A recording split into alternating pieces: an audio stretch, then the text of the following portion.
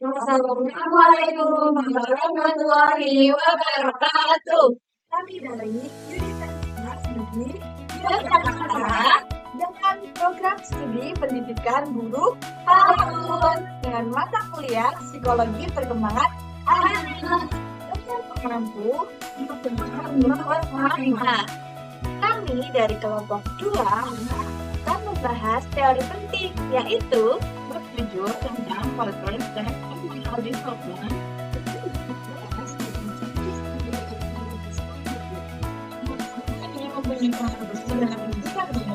Dengan teori moralnya dan pasti dengan teori bahasa. Jadi kita berkembang melalui pemikiran beliau, tidak hanya teori, tetapi juga implikasi dalam pendidikan. Tanpa berlama-lama, mari kita mulai. Yuk kita simak bersama, tapi sebelum itu izinkan kami untuk memperkenalkan diri terlebih dahulu ya. Mulai dari saya, Laili Aisyah Amalia, selanjutnya Saya Diah Marwati, dan selanjutnya saya Nafita Dwi Ramadhani, dan selanjutnya saya Hannibal Sabila Zara, selanjutnya saya Ameli Muhammad Sani. saya dengan Lufi Dayati Nikmah. Let's go! Jadi, yang pertama kita akan membahas bab 7, yaitu tahapan perkembangan moral Kohlberg. Biografi Lawrence Kohlberg. Lawrence Kohlberg merupakan psikologi Amerika yang terkenal dengan teori tahapan perkembangan anak yang terinspirasi dari Piaget. Ia lahir tahun 1927 di New York. Ia pernah membantu pengungsi ke Israel sebelum kuliah. Ia lulus sarjana dalam 1 tahun di Universitas Chicago karena nilai ujian masuknya sempat tinggi. Fokus pada isu moral anak dari remaja yang jadi dasar disertasi dan teorinya. Mengajar di Universitas Chicago dan Harvard dikenal santai namun berpikir mendalam. Ia meninggal tahun 1987 setelah bertahun-tahun menderita penyakit tropis dan depresi. Lanjut pada tahapan perkembangan moral biasa, Kohlberg ini terinspirasi dari studi biasa tentang perkembangan moral anak. Jadi, biasa membagi perkembangan moral menjadi 2 tahapan utama. Yang pertama, anak di bawah 10-11 tahun menganggap aturan tetap dan absolut. Kemudian yang kedua, anak yang lebih besar melihat aturan sebagai kesepakatan sosial yang bisa diubah. Jadi, anak kecil menilai moral berdasarkan konsekuensi tindakan. Lalu, anak yang lebih besar memulai mempertimbangkan niat di balik tindakan. Kemudian, perubahan besar terjadi di sekitar usia 10-12 tahun, saat anak memasuki tahap operasional formal. Lalu, perkembangan moral terus berlanjut selama masa remaja. Albert mengembangkan teori 6 tahapan moral dengan 3 tahapan awal mirip biasa dan 3 tahap berikutnya lebih lanjut. Kemudian metodenya ada 2. Yang pertama, metode wawancara untuk meneliti perkembangan moral anak dan remaja.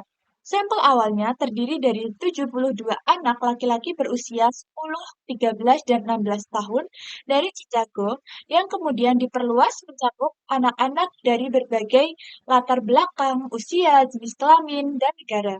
Dalam wawancaranya, Kohlberg menyajikan dilema moral, seperti kasus yang terkenal, Heinz mencuri obat, dan menekankan bukan pada jawaban benar atau salah, tetapi pada alasan yang mendasari pilihan subjek. Untuk memastikan keakuratan klasifikasi tahapan moral ini, ia menguji rehabilitas antar penilai dan hasilnya menunjukkan tingkat kesesuaian yang tinggi dan konsisten. Selanjutnya, 6 tahap Kohlberg. Tingkat pertama yaitu prakonvensional. Biasanya pada anak kecil, moralitas didasarkan pada hukuman dan kepatuhan, serta kepentingan pribadi. Jadi, anak taat aturan karena takut dihukum atau melakukan sesuatu. yaitu konvensional, biasanya muncul pada remaja hingga dewasa awal. Di tahap ini, moralitas lebih dipengaruhi oleh hubungan sosial. Individu ingin menjadi orang baik, peduli pada orang lain, dan berperilaku sesuai aturan demi menjaga ketertiban masyarakat. Kemudian yang ketiga yaitu pasca konvensional. Biasanya pada dewasa yang matang, pada tahap ini seseorang berpikir lebih abstrak. Ia menilai benar salah berdasarkan hak asasi, keadilan, dan prinsip universal. Bukan hanya karena hukum, bahkan jika hukum tidak adil, ia bi ia bisa menentangnya demi keadilan. Selanjutnya yaitu masalah teoritis. Ciri utama bukan bawaan genetik. Artinya, perkembangan moral tidak otomatis muncul hanya karena usia bertambah atau faktor keturunan. Jadi, anak tidak serta-merta lebih bermoral hanya karena untuk besar. Kemudian, selanjutnya bukan hasil ajaran langsung. Ini juga bukan sesuatu yang bisa diajarkan tahap demi tahap oleh orang tua atau guru seperti mengajar pelajaran sekolah. Tahap moral berkembang lewat proses internal. Kemudian yang ketiga yaitu perkembangan moral justru mungkin dari pengalaman sosial, berdiskusi, berdebat, menghadapi konflik pendapat, dan belajar melihat masalah dari sudut pandang orang lain. Kemudian tahapannya terdiri dari 5. Yang pertama yaitu kualitatif berbeda. Setiap tahap memiliki cara berpikir moral yang unik dan berbeda dari tahap sebelumnya. Kedua yaitu terstruktur. Pola pikir moral di setiap tahap bersifat konsisten. Jadi, anak yang berada di suatu tahap akan menunjukkan pola yang sama di berbagai situasi moral. Kemudian yang ketiga yaitu urutan tetap atau invarian. Tahap perkembangan selalu berurutan dan tidak bisa dilompati. Anak harus melewati setiap tahap sesuai urutan. Kemudian yang keempat yaitu hierarkis, yaitu tahap baru melengkapi dan memperluas tahap sebelumnya. Jadi wawasan lama tidak hilang, tetapi diintegrasikan dalam kerangka yang lebih luas. Kemudian yang terakhir yaitu universal. Prinsip ini berlaku di semua budaya, meskipun kecepatan pencapaiannya bisa berbeda antara satu individu atau masyarakat dengan yang lain. Selanjutnya yaitu implikasi. Implikasi pendidikan menurut Kodrat menekankan pentingnya diskusi dilema moral untuk memicu konflik kognitif dan meningkatkan perkembangan moral anak. Pendekatan komunikas adil mendorong terciptanya demokrasi sekolah yang dapat mengurangi perilaku menyimpang. Guru berperan sebagai fasilitator, bukan pengindoktrinasi, dan keberhasilan sangat dipengaruhi keterlibatan aktif serta minat siswa dalam proses pembelajaran moral. Yang selanjutnya itu ada evaluasi dari teori Holbrook. Itu yang pertama ada kritik terhadap teori Holbrook itu tentang moralitas pasca konvensional tidak lazim dalam ilmu sosial. Holbrook menyarankan mereka untuk memulai merumuskan konsekuensi tentang hak, nilai, dan prinsip-prinsip yang mereka gunakan untuk mengevaluasi tatanan sosial yang berbeda. Terus yang kedua ada kritik tentang bias gender, yang dimana teori ini tuh membahas bagian besarnya itu membahas laki-laki dan sebagian kecilnya itu membahas perempuan. Ada juga kritik lain tentang karya Holbrook itu diantaranya berkaitan dengan hal-hal empiris seperti masalah urutan invarian, prevalensi regresi, dan hubungan antara pikiran dan tindakan. Dan selanjutnya kita akan membahas tentang bab 16 yaitu teori perkembangan bahasa atau teori perkembangan bahasa Chomsky. Yang pertama ada biografi Chomsky sendiri itu lahir pada tahun 1928 di Philadelphia. Ia mempelajari sedikit ilmu linguistik dari ayahnya, seorang sarjana Ibrani yang dihormati, dan mempelajari linguistik, matematika, dan filsafat di Universitas Pennsylvania. Chomsky dikenal tidak hanya karena inovasinya dalam linguistik, tetapi juga karena aktivitas politik dan tulisan-tulisannya. Sementara itu, Chomsky meraih gelar sarjana seni atau BA, dan dokter seni PhD, dan dari Pennsylvania setelah bosan kuliah dengan 2 tahun dan hampir putus kuliah ketika bertemu dengan ahli bahasa Zelig Harris. Ia menjadi homeskit terserap dalam karya Harris dan kemudian mulai menciptakan inovasinya sendiri. Kemudian pada tahun 1957, Chomsky menampilkan struktur sintaksis yang di dalamnya ia menjelaskan beberapa operasi yang digunakan untuk membentuk dan mengubah kalimat. Ia tumbuh besar dalam apa yang disebutnya komunitas Yahudi radikal dan menjadi salah satu intelektual pertama yang menentang Perang Vietnam. Yang selanjutnya yaitu konsep dasar. Yang pertama, pentingnya aturan. Sebelum Chomsky, bahasa dipandang sebagai hasil tiruan dari hafalan. Chomsky menolak pandangan ini dengan menekankan bahwa manusia dapat menciptakan kalimat baru berkat aturan internal atau tata bahasa yang memungkinkan penyusunan dan pemahaman kalimat secara kreatif.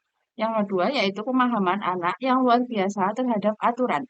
Chomsky menegaskan bahwa anak-anak secara intuitif mampu menguasai aturan bahasa yang kompleks. Terbukti dari contoh, Adam yang sejak dini dapat menciptakan kalimat baru, berlatih secara alami dan cepat menguasai tata bahasa maupun bahasa kedua meski masih ada kesalahan kecil. Yang selanjutnya yaitu hipotesis keturunan. Chomsky menegaskan bahwa kemampuan bahasa bersifat bawaan melalui tata bahasa universal UG, sedangkan lingkungan hanya memicu dan membantu anak menetapkan aturan khusus sesuai bahasa yang dipelajarinya. Yang selanjutnya yaitu kendala bawaan. Chomsky menekankan adanya kendala bawaan dalam bahasa, terutama ketergantungan struktur, yaitu aturan. Transformasi kalimat didasarkan pada frasa, bukan urutan kata. Prinsip ini bersifat universal dan muncul secara alami pada anak tanpa bergantung sepenuhnya pada lingkungan. Yang selanjutnya yaitu struktur permukaan dan dalam. Chomsky membedakan struktur permukaan, bentuk luar kalimat, dan struktur dalam, makna dasar. Struktur dalam menjadi alasan transformasi kalimat dan lebih universal.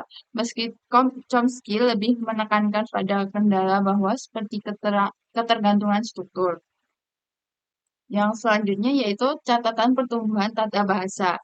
Bahasa awal. Sejak lahir, bayi peka terhadap bahasa dan merespon ucapan dengan gerakan halus. Pada usia 1 bulan, mulai berceloteh, lalu sekitar 6 bulan mengeluarkan vokalisasi sederhana seperti baba atau dada yang mirip di seluruh dunia. Yang kedua yaitu ucapan satu kata. Sekitar usia 1 tahun, bayi mulai mengucapkan kata tunggal yang bisa mewakili makna kalimat penuh, meski penafsiran berlebihan harus dihindari. Yang selanjutnya yaitu ucapan 2 kata. Sekitar usia 1,5 tahun, anak mulai menggabungkan 2 kata dengan pola tertentu. Meski penelitian berbeda, pendapat apakah ini sudah mencerminkan struktur sintaksis orang dewasa atau hanya hubungan makna dengan sederhana seperti agen, tindakan, dan objek. Yang terakhir yaitu mengembangkan tata bahasa. Usia 2-3 tahun, anak mulai membuat kalimat lebih panjang dan pola SVO menggunakan akhirat kata, namun sering regulasi berlebihan menandakan mereka sedang merumuskan aturan bahasa sendiri. Oke, yang selanjutnya ada Chomsky dan teori pembelajaran.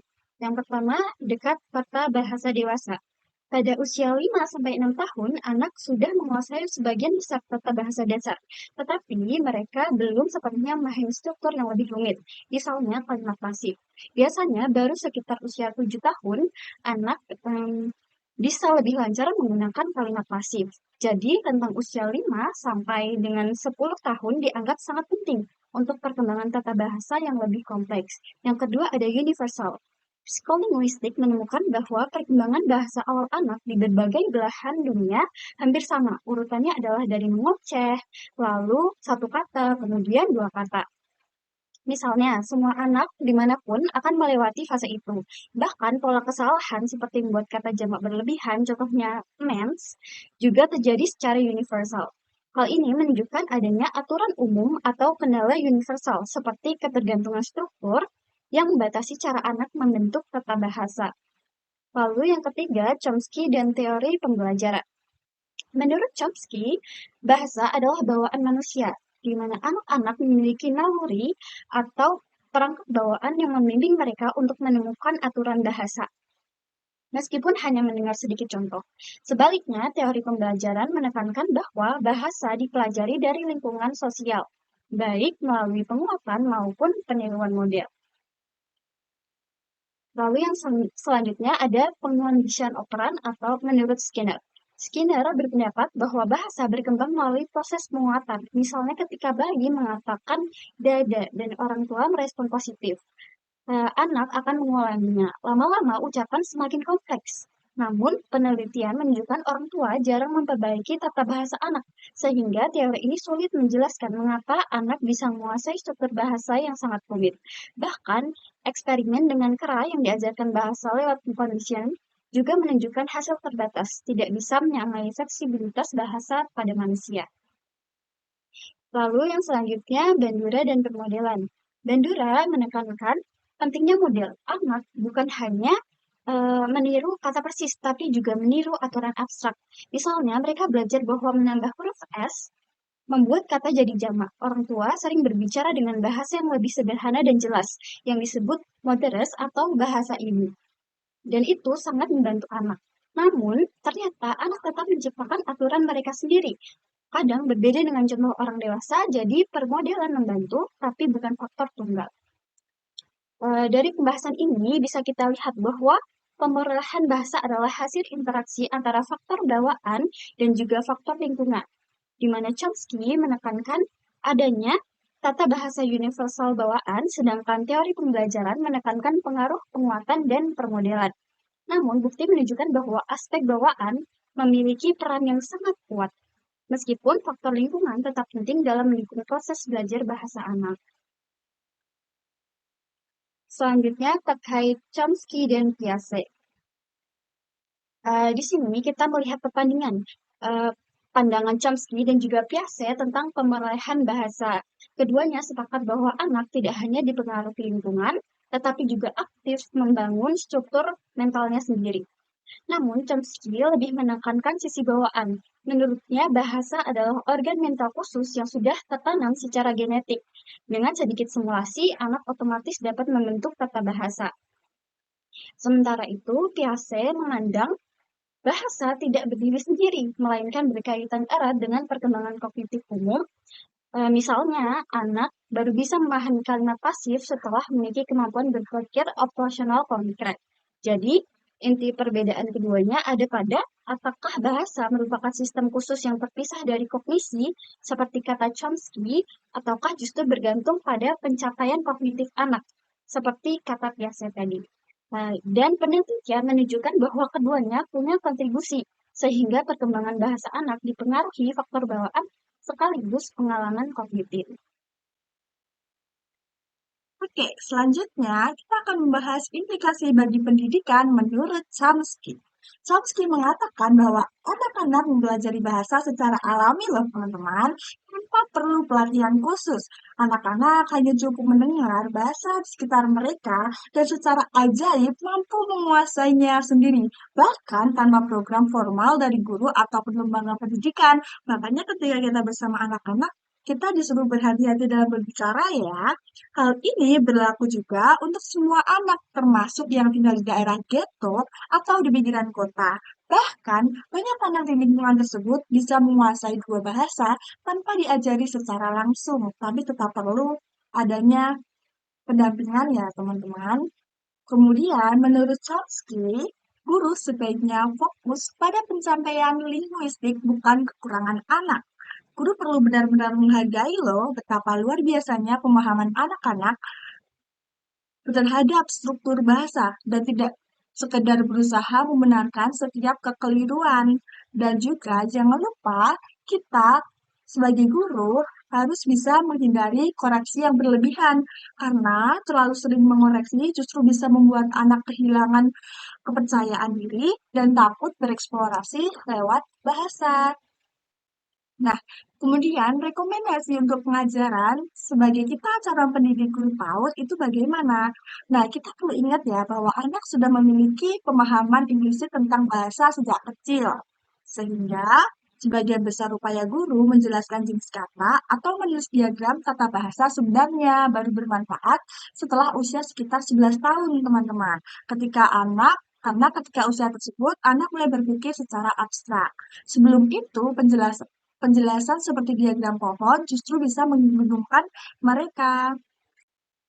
Dari seluruh pemikiran beliau Chomsky, pelajaran besar dari Chomsky bagi dunia pendidikan diantaranya adalah biarkan anak belajar bahasa secara alami, hargai upaya mandiri anak, jangan lupa untuk hindari memaksakan metode yang mengganggu rasa percaya diri anak, dan fokus pada dukungan, bukan kritik.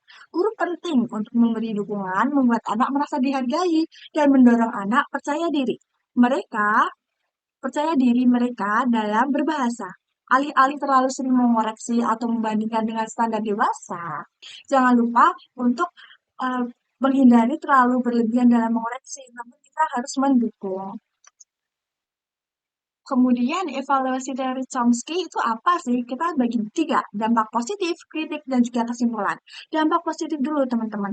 Ternyata beliau itu mempunyai pengaruh yang besar. Ia menginspirasi banyak penelitian psikologi dan linguistik modern. Penelitian seperti Krashen, Goodman, dan Pinker banyak mengambil inspirasi dari gagasan beliau.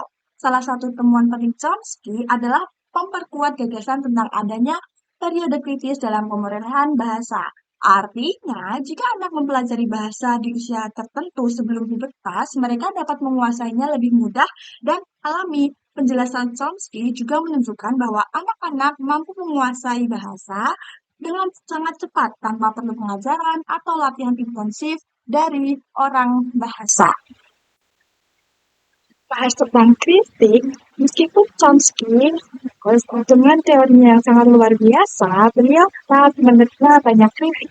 Salah satunya, kritik utama adalah teori cenderung mengabaikan aspek perkembangan dan pengalaman anak secara individual, atau disebut dengan reformasionisme. Anak-anak menurut kritik tersebut seringkali dilakukan seolah miniatur orang dewasa dalam hal tata bahasa. Selain itu, gagasan bahwa bahasa dapat dipelajari terpisah dari proses psikologis lain masih diperdebatkan. Beberapa peneliti menilai bahwa aspek tindakan, perasaan, dan juga persepsi tetap penting dalam memahami perkembangan bahasa anak. Kemudian, kesimpulannya, terlepas dari kritik teori Chomsky telah membangkitkan minat dan juga penelitian besar-besaran di bidang pemerolehan bahasa. Bersama teori Chomsky bahasa, seluruh dunia menjadi lebih antusias meneliti bagaimana anak-anak belajar bahasa dan melalui keajaiban proses tersebut. Makanya, jangan lupa tulis di kolom komentar dan komen. Sekian dari kelompok 2.